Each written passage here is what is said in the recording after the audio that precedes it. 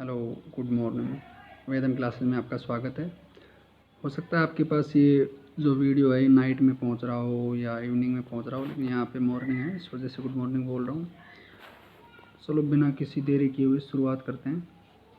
आपने जो पेपर दिया उसको सॉल्व करते हैं, अपने उत्तर का मिलान करना और उसमें एक्स्ट्रा जो चीज़ें होंगी प्रत्येक क्वेश्चन के अंदर 2-4 एक्स्ट्रा बातें वो मैं आपको बताऊँगा। देखिए, ये जो पहला क्वेश्चन था कि कुशवाहा राजवंश की अंतिम राजधानी कौन सी थी। ठीक है, कुशवाहा राजवंश की अंतिम राजधानी कौन सी थी। तो देखिए, जितने भी राज्य हुए हैं या जितनी भी रियासतें हुई हैं राजस्थान के अंदर या पूरे देश के अंदर, वहाँ पे सबकी अपनी अपनी एक अलग राजधानी थी। ठीक है, और लगभग ज़्यादातर राजवंशों का हम देखेंगे कि उनकी अलग अलग समय पे राजधानी बदलती रही। ठीक उसी प्रकार से पहला क्वेश्चन था कुशवाहा राजवंश की अंतिम राजधानी कौन सी थी। ठीक है, अंतिम पूछा है, मतलब काफ़ी सारी राजधानी रही होंगी इसके अंदर, पहली दूसरी तीसरी, उसमें कोई पहली रही होगी, कोई अंतिम रही होगी, कोई बीच वाली रही होगी। इसी प्रकार से इसने अंतिम राजधानी पूछा है। तो देखिए, एक शासक था जिसका नाम था दुलेराया तेजकरण। ठीक है, जो नरवर मध्य प्रदेश से आया और आकर के उसने दौसा के अंदर पहली बार कुशवाहा राजवंश की नींव डाली थी। तो पहली राजधानी तो थी दौसा, और दूसरी राजधानी उसके बाद दौसा के बाद बनी थी जमवारामगढ़, तीसरी फिर बनी थी आमेर और चौथी बनी थी जयपुर। यानी कुशवाहा राजवंश की, इसमें क्वेश्चन पूछा गया है कुशवाहा राजवंश की अंतिम राजधानी कौन सी थी। ठीक है, तो अंतिम के अंदर अब आ जाएगा इसके अंदर जयपुर इसकी अंतिम राजधानी थी। ठीक है, नेक्स्ट क्वेश्चन है कि कुशवाहा राजवंश की 2 शाखाएं नरूका और शेखावत, नरूका और शेखावत किसके शासनकाल में विभाजित हुई। ठीक है, तो इसका आंसर आएगा डी, कोकिलदेव। कोकिलदेव के शासनकाल के अंदर, कोकिलदेव के शासनकाल के अंदर क्या हुआ था। एक मिनट मैं इसको सेट कर लेता हूँ, पहले किस में आएगा।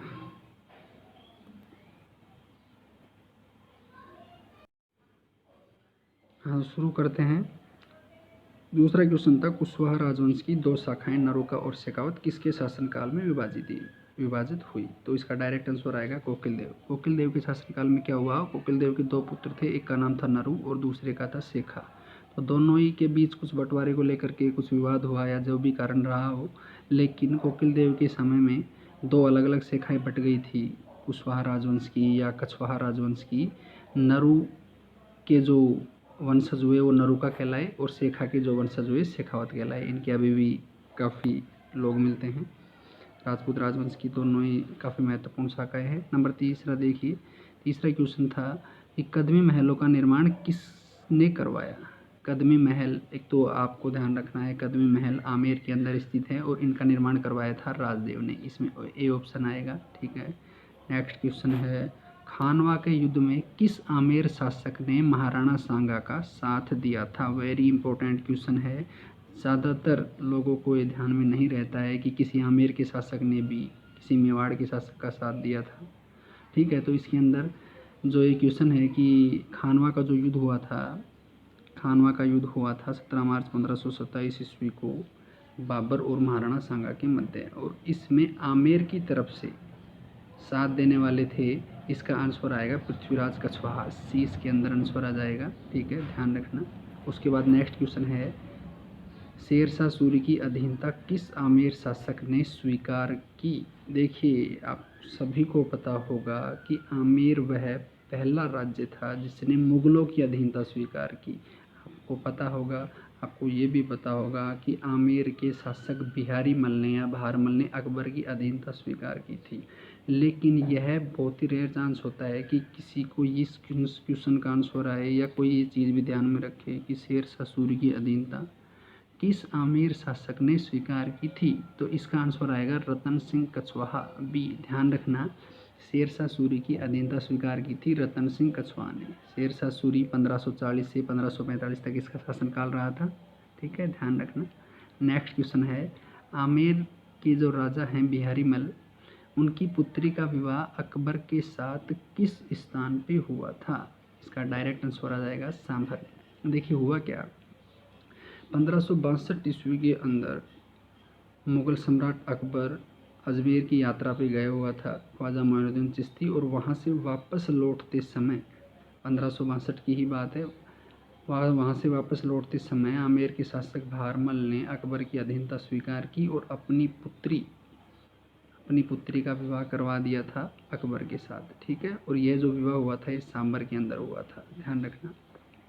नेक्स्ट क्वेश्चन है, किस शासक ने बनारस हिंदू विश्वविद्यालय की स्थापना में महत्वपूर्ण भूमिका निभाई? इसका आंसर सी आ जाएगा, माधो सिंह द्वितीय। देखिए, माधो सिंह द्वितीय ने एक महत्वपूर्ण व्यक्ति हुए भारतीय इतिहास के, मदन मोहन मालवीय। इन्होंने मदन मोहन मालवीय को माधो सिंह द्वितीय ने 5 लाख रुपए दिए थे, ठीक है, हिंदू विश्वविद्यालय जो बनारस के अंदर बना हुआ है, बनारस हिंदू विश्वविद्यालय के निर्माण के लिए। तो इसका आंसर आ जाएगा Madho Singh second.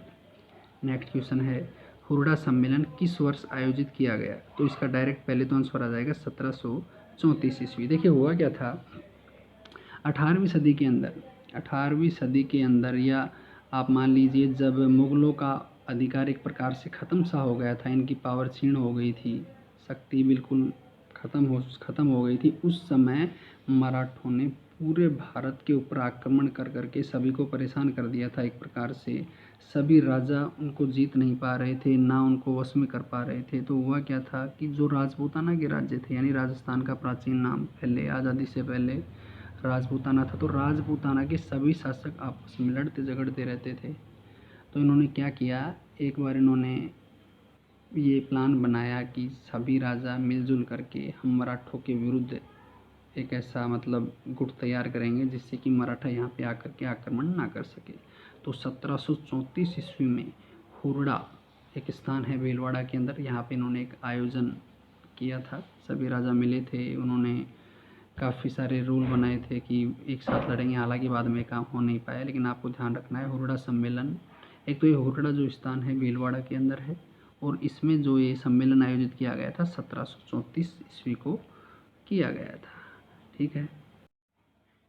Next question देखिए, नंबर 9, निम्न में से किस स्थान पर, नंबर 9 जो ये है, निम्न में से किस स्थान पर वेधशाला का निर्माण सवाई जयसिंह द्वारा नहीं करवाया गया? तो मैंने आपको बताया था कि क्वेश्चन को पूरा पढ़ना ज़रूरी है, ठीक है, कि लास्ट में कई बार एग्जामिनर नहीं लगा देता है, आपको पता होगा, और उस चक्कर में काफ़ी लोगों का, काफ़ी स्टूडेंट्स का क्वेश्चन गलत हो जाते हैं।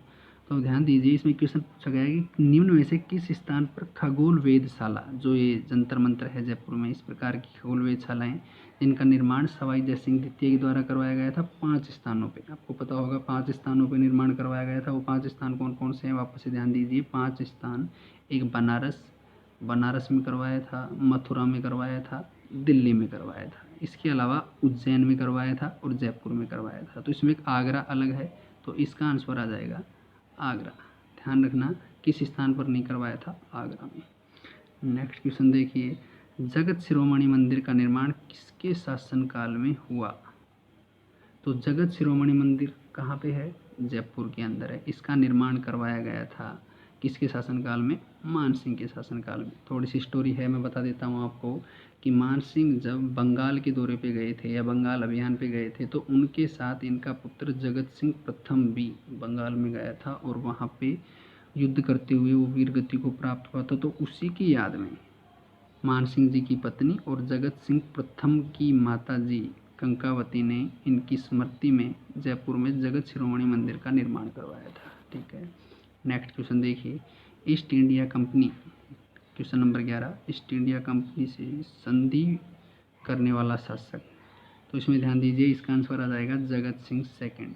ये प्रताप सिंह जी जिन्होंने हवा महल का निर्माण करवाया था, उनके पुत्र थे, और इन्होंने 1818 ईस्वी के अंदर ईस्ट इंडिया कंपनी से संधि कर ली थी। ध्यान रखना, ईस्ट इंडिया कंपनी से संधि करने वाला आमेर या जयपुर का पहले जो शासक थे उनका नाम था जगत सिंह द्वितीय। जगत सिंह प्रथम कौन, थोड़ी देर पहले बताया, जो बंगाल अभियान पे गए थे, और द्वितीय जिन्होंने ईस्ट इंडिया कंपनी से संधि की थी। नेक्स्ट क्वेश्चन देखिए, क्वेश्चन नंबर 12, मिर्जा राजा की उपाधि किसको प्रदान की गई? तो ध्यान दीजिए, इसमें कन्फ्यूजन हो जाता है काफ़ी बार। एक मिर्ज़ा राजा।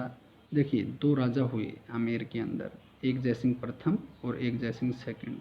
तो जयसिंह प्रथम को जो उपाधि मिली थी वो मिली थी मिर्ज़ा राजा की, और यह उपाधि दी गई थी शाहजहां के द्वारा। ठीक है, इसका आंसर आ जाएगा जयसिंह प्रथम। और जयसिंह द्वितीय जो हुए उनको उपाधि मिली थी सवाई की, जो दी थी औरंगजेब ने। ठीक, नेक्स्ट क्वेश्चन देखिए, निम्नलिखित में से किस शासक ने 3 मुगल बादशाहों की सेवा की? तो इसमें काफ़ी सारे ऑप्शन हैं, ध्यान दीजिए। क्वेश्चन नंबर 13 की मैं बात कर रहा हूँ। निम्नलिखित में से, जितने भी यहाँ पे राजाओं के नाम लिखे हैं, इन शासकों में से 3 मुगल बादशाहों की सेवा कौन से शासक ने की थी? तो क्वेश्चन का हम ऑप्शन देखेंगे बारी बारी से। इसमें ए ऑप्शन है मान सिंह। तो देखिए मान सिंह रॉन्ग आंसर है इसका, क्योंकि मान सिंह ने 2 मुगल बादशाहों की सेवा की थी। इसमें पहले अकबर थे और उसके बाद जहांगीर, तो ए नहीं आएगा। बी भगवंत दास, भगवंत दास ने सिर्फ अकबर की सेवा की थी। फिर आ जाएगा जयसिंह प्रथम, जयसिंह प्रथम इसका सही आंसर आएगा, क्योंकि जयसिंह प्रथम ने 3 मुगल बादशाहों की सेवा की थी, इसमें जहांगीर, शाहजहां और औरंगजेब। फिर डी ऑप्शन था इसका जयसिंह सेकंड, इन्होंने 7 मुगल बादशाहों की सेवा की थी। तो 3 मुगल बादशाहों की सेवा, सी पे आंसर आ जाएगा इसका जयसिंह प्रथम। नेक्स्ट क्वेश्चन है, भारमल ने अकबर की अधीनता स्वीकार कब की? तो थोड़ी देर पहले मैंने आपको बताया था कि भारमल ने अकबर की अधीनता 1562 ईस्वी में स्वीकार की थी, और उन्होंने अपनी पुत्री, जिनको जोधाबाई के नाम से भी जाना जाता है, ठीक है, उनका विवाह सांबर झील के किनारे अकबर से करवा दिया था। नेक्स्ट क्वेश्चन है, महाराजा स्कूल का निर्माण किसने करवाया था? इसका आंसर आ जाएगा राम सिंह सेकंड, ए आएगा। देखिए राम सिंह सेकंड ने महाराजा स्कूल का निर्माण करवाया। इसके अलावा इन्होंने जयपुर के अंदर ही काफ़ी चीज़ों का निर्माण करवाया था, जिसके अंदर रामगढ़ बांध है, राम प्रकाश थिएटर, महाराजा स्कूल, पोथी खाना, राम निवास बाग, इस प्रकार से। तो इसका आंसर राम सिंह सेकंड आएगा। अंतिम क्वेश्चन है नंबर 16, आमेर के कौन से शासक पोलो के प्रसिद्ध खिलाड़ी थे? तो इसके अंदर आंसर आएगा बी मान सिंह सेकंड। मान सिंह सेकंड जो हुए आज़ादी के समय, उस समय आज़ाद हो गया था भारत, उस समय ये शासक थे आमेर के, या जयपुर के हम कह सकते हैं। यह पोलो के एक प्रसिद्ध खिलाड़ी थे। ठीक है, थैंक यू।